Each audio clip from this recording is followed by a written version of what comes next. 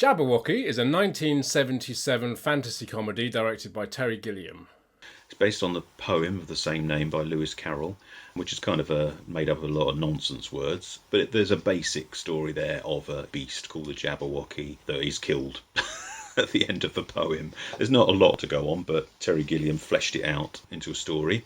It's basically the tale of Dennis, who is played by Michael Palin, and he's the son of a cooper, who is someone who makes barrels. But Dennis isn't really interested in the family business. He's not very good at it, doesn't really care. He's more interested in sort of the money-making side of it and doing stock taking. And his father's very disappointed in him for not really caring about craftsmanship or anything like that. Dennis's father has a heart attack and passes away. Dennis has to go and seek work and a life elsewhere. At the same time, the Jabberwocky, this fearsome creature, is terrorising villages. Lots of peasants are seeking refuge behind the walls of the city, which is ruled over by King Bruno the Questionable, who is a pretty inept king, not really good at ruling or anything else. Then he says goodbye to his love, Griselda, who isn't really interested in him, doesn't reciprocate his love at all. She throws a potato out when he goes to say goodbye. He sees that as a wonderful parting gift, a half-eaten rotten potato, which he carries with him through the film as a token of her love. So he heads to the city and manages to get inside. Through various misadventures and accidents, he gets to know people around the city, including a squire of a knight. That's basically what the king decides to do, is to have a tournament to decide who's the best knight and who's going to go out and slay this Jabberwocky. What the king will offer to the winner of this tournament is half his kingdom and the hand of marriage of his daughter, the princess, who lives in a tower surrounded by nuns. She's very naive, has a sort of a vision of what her life should be, rescued from the tower by a prince and swept off her feet. Dennis doesn't really make anything happen in the film. Everything just happens to him, and he kind of is just taken along for the ride, bumbling his way through events. So happy new year. This is our first film in 2020. Well, no, it's our second film in 2021. Ghostbusters 2 was our first. But this is kind of our official first one of January. And we've decided we're going to do a month of comedy to lighten the mood somewhat after, Yes. Ghostbusters 2 was a comedy as well, actually. We'll continue with comedies. So we thought we'd start with this absurd little number from Terry Gilliam. I've said this before, we did Brazil, and we've done The Fisher King. I'm a massive Terry Gilliam fan. I really love his work. He's definitely one of my favourite filmmakers. I just love the worlds that he takes the viewer to. I've always enjoyed his work, but this one's kind of a little bit overlooked. I think it's not as well known as his other ones, but it's no less Gilliam. It's completely Gilliam, and in fact, it's the first film he made after Holy Grail. So it's his kind of first breakaway film from Monty Python, although it still kind of feels like a Monty Python film as well. So it's not quite. I think he says that Brazil was like his first non-Python film, although there are Pythons in this and there are Pythons in Brazil as well. Michael Palin is in this and he's in Brazil as well. I mean, you can see Python in all his films, I think. There is that humour running through a lot of his films. Holy Grail was the first. I don't think it's the first Python thing I saw, I'm not sure. It was definitely the first film of theirs that I saw. And yeah, I think for a long time I preferred it to Life of Brian. I mean, it's fast. I mean, Life of Brian is pretty silly, but Holy Grail is even more ridiculous. Yeah. And yeah, it does, because obviously the medieval setting and sort of the peasants and that just living in muck and filth, which is much the same in this. I mean, this whole film is just even the king is dirty and grimy, and everything is just covered in a layer of filth and dust and dirt, and it's just grim from start to finish, and there's effluent flowing through the streets and being chucked over people, and it's grim and probably not that far from what the reality was, to be honest. I think that's what's so good about it, because it's so realistic. I mean, it's incredible. What I love about Terry Gilliam's worlds is that they're so detailed. They're almost like, I mean, if you look at like video games nowadays, the top dogs of video games are people like Rockstar, who make Grand Theft Auto and Red Dead Redemption. And what's so great about them is they're so detailed, those worlds. And I find that same thing with Terry Gilliam films. There's always something going on wherever you look. Yeah. And even though he doesn't have a lot, especially in this film, he didn't have a huge budget, it looks so real, even more so than, I mean, you think of people like, well, nowadays Ridley Scott, who's famous for making historical pictures, and then back in the old days, they're kind of glossed over with this Hollywood Yeah. sheen. You know, all the people have clean teeth. Where in this, they've got revolting teeth. Yes. And there's a great shot in this. There's a great moment when Michael Palin's character has woken up he wakes up in the morning, and there's like something wet on his face, and there's a soldier who's up on the battlements, and he's got, he's basically having a piss, taking it, going to the toilet over the battlements, and then there's another one. He gets his thing out and he starts peeing down on the ground below, and then another soldier comes out of the door and runs up a hill to take a dump, which is how Michael Palin gets into the streets of the castle. While it's quite absurd and very funny, it's also very realistic, because that's possibly how they would have done it. And you kind of think, I'd love Ridley Scott to chuck that in one of his films. These soldiers taking a leak over the battlements of a castle or something, because it's hilarious, but it feels very real. And just the kind of the grime and the dirtiness, and everyone's really dirty, and also everyone's quite ugly. There's no like glamorous people here. It's all. All the big, you think of like, I don't know, Troy or Gladiator. It's, Brad Pitt and Orlando Bloom and people like that. And there are the good-looking people of Hollywood. They're all great actors, don't get me wrong. I'm not saying they're not great actors. They've all got perfect hair and perfect teeth. Yeah, and in this, they're just normal people. Ugly, normal.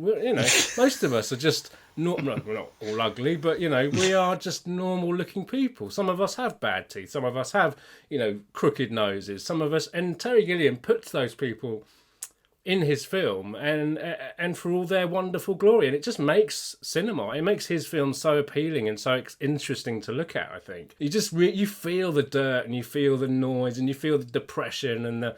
They would smell. There wouldn't be enough to eat.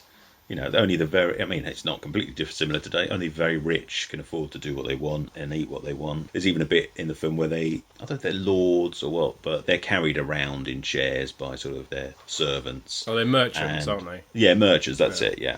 When the king wants to get a champion to kill the Jabberwocky, they say, well, actually, business is booming because of all the influx of people into the city. Businesses are booming and they don't really want the Jabberwocky to be vanquished, because boom time for them. Sod the poor. As much like Holy Grail as well, it's that, the lower classes, the working classes trying to get up and survive against the people at the top who have all the money and everything. And I think this film is very similar to Holy Grail in that regard. Its storyline and its look and its people. It's just done so well. And then you've got this Jabberwocky. Which when you do see it, it's so well done. It's so, with hardly any budget, it looks so great. So the very first scene you see, you don't actually see the Jabberwocky. You see Terry Jones, who obviously passed away last year, beginning of last year, I think, wasn't it? Yeah. Another ex-Monty Python cast member, and he's like a peasant who gets he gets attacked by the Jabberwocky. It's Evil Dead, that scene. Yeah, no, that's what I thought, yeah. It's on when he gets lifted up and he's like his face is right in the camera. So I like to think that Sam Raimi is a big fan of this and Terry Gilliam films, because there was very, very much Evil Dead going on there, I thought. That's it. I don't know, I can't remember when I first saw this. I was definitely quite young. That's what really stuck with me, that scene. Because when his body hits the ground, it's just, his skeleton, apart from like his head and his arm, and the rest of it is all eaten away and is just sort of bits of blood and gore hanging from the bones. And I was like, I can't remember when I first saw it, but it definitely made an impression on me. I was like, wow, okay. It's quite revolting. It's very well done, because obviously you don't see him stripped of his skin. You just see this thing drop to the ground, and then he's lying there, and his head's there. Because Terry Gilliam himself is also in the film. He plays a peasant, and he winds up with a similar fate later on, and it's just like the head, and then just these like skeleton bones and blood, and then just his hands sticking out, like he shreds the skin and not the hands and the head and the legs too. It's just so funny as well, isn't it? I mean, they're very gory, these films, but amusingly gory, I think, much like Holy Grail was, as well, with the arms coming off the knight and things like that. Just very clever, and I think that's what I like about Terry Gilliam, and maybe that's the thing about, because often a lot of these directors get called auteurs, but people like Tim Burton might get called an auteur, and Ingmar Bergman, Hitchcock, directors that you can kind of see their style throughout their career. Robert Altman, I think it means you can definitely see that that's those films' pictures. Stanley Kubrick is another one, but I think ultimately it kind of suggests that they're an ideas director. They're directors that have really interesting ideas, and they're just willing to try anything. It doesn't matter what they'll do, they'll make it work. And you can definitely see that with Terry Gilliam films. I think they're just they're ideas people. They'll just put anything in. Take lots of inspiration from all over the place. There's a wonderful moment with Warren Mitchell who's in it, and he's going to the toilet, but he's stuck his arse out of a window, and it's just a hilarious shot.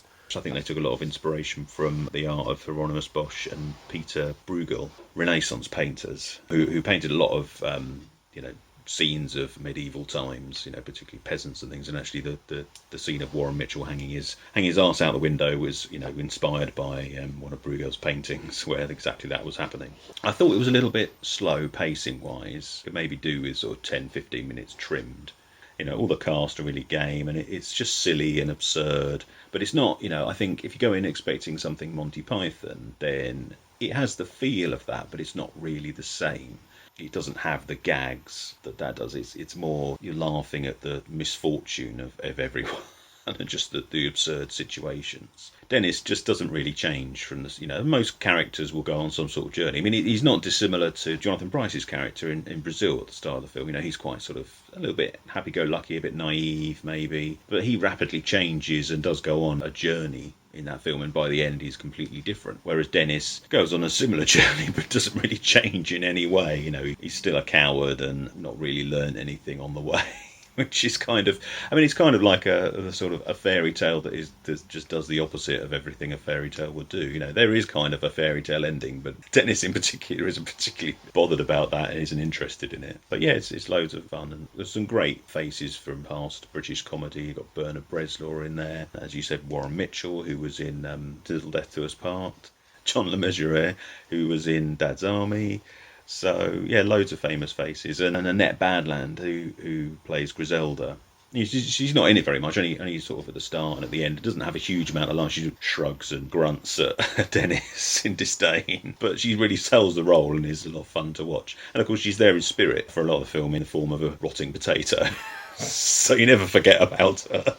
We've also got Harry C. Corbett in there. Oh yeah, of course, yeah. Brian Glover is in there. Yeah. There's a wonderful scene with those two where he goes into it's like a factory floor where they're building all the armors, the armor for the knights.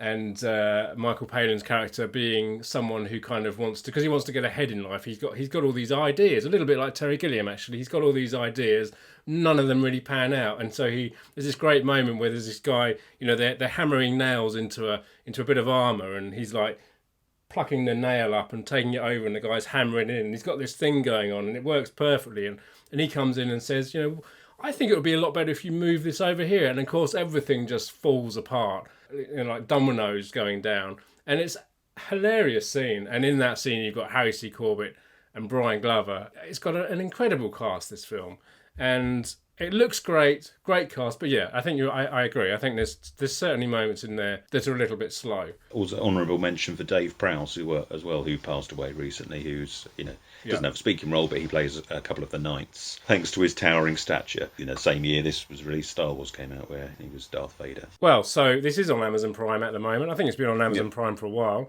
but you have it on Blu-ray. Do you have the Criterion? Yep. Snap. I have the Criterion too, and I have to say, I don't know, do you want to talk about it? Don't mind, it's up to you. I have to say, I think it's one of my favourite Criterion releases. There's not a lot on here. There's a couple of documentaries, a documentary about the film. There's also one with Valerie Charlton. She made The Monster in there, and that's a good documentary as well. And there's a couple of other little features on there. And there's audio commentary featuring Gilliam and Michael Palin. There's a nice booklet in there. Also, but also, I love that they've actually got the poem. Yeah. They've got the Alice. Well, it's actually from Alice Through the Looking Glass, not Alice in Wonderland. And so they've put that in there as well, which I like. It's just a nice little touch that I really enjoy. So I think it's a nice little set. I also really liked the. So when you put the disc in your player and you get your home screen pops up, this here, which is in the booklet, that pops up on the screen, and it's kind of animated, and it reminded me a little bit. There's the German animator Lotte Reiniger, and it reminded me a lot of her work. I mean, obviously Terry Gilliam was famous as being an animator, but it's not like his work. It's more like her work. She was famous for doing like silhouette animation. You'd probably know it if you saw her work. That really reminded me of that, and I think it fits this perfectly. So I think this is a really nice package. Watch it on Amazon Prime, but if you go and pick this up if you don't know this film or it's missed you by, I think it's a really nice package, this one, and it's definitely one of my favourite Criterion discs. It's been 4K restored by the BFI, and yeah, I mean it was low budget, so it is quite grainy, but that's how it's supposed to look. So the grain does vary from shot to shot, but no, it looks good for a film of its age and budget. There are some scenes actually that really make it look like, I mean, obviously that's not, it's the grain helps as well, but I think I was going to say that the cinematography in this is great as well. There are certain scenes in this that almost look like paintings. The use of light in this film is incredible, and colour as well. There's some real amazing. There's a scene where they are with the king. So there's a scene where Bernard Breslau and Michael Palin get into a bit of a fight, and they're captured by two guards, and they're taken to see the king. Like, hears this commotion, and he's like, bring him in. And then during this like kerfuffle, this bag of I don't know what it is, some like powder gets broken, and it goes all over them. And there's this like, so they're all kind of like. There's this powder, there's a smoke from the powder, the dust like flying around the place. Everyone's covered in like white powder. And then there's these like light coming through the windows. And it's an incredibly looking scene, it's just, and weird like dashes of colour here and there. I think the film looks great. And again, for this budget, that not much budget, I think it's amazing what they did here. So I have this amazing book actually. It's called Dark Nights and Holy Fools. It's the art and films of Terry Gilliam, and in there they were talking about the fact that they didn't have any budget, so corridors, they had enough money for maybe like one corridor in the castle, so they just had to film it at different takes and different angles to basically make it look like more than one corridor.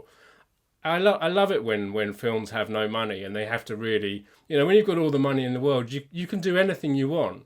But when you don't, you have to be inventive. And I think I love that kind of filmmaking, independent filmmaking, much like The Evil Dead we spoke about earlier. You can have fun with it. And that's not to say that films that have huge budgets aren't great as well, although, I don't know, I feel more at home when I'm watching a Terry Gilliam film, and I feel like he breaks rules. Rules are there to be broken, and he breaks them. So that was Jabberwocky, and as always, if you enjoyed the video, let us know in the comments below. Hit the subscribe button over there, and don't forget to push the bell for notifications. There's other videos to check out over here. Come and find us on Twitter, Facebook and Instagram, and join us next week for another video.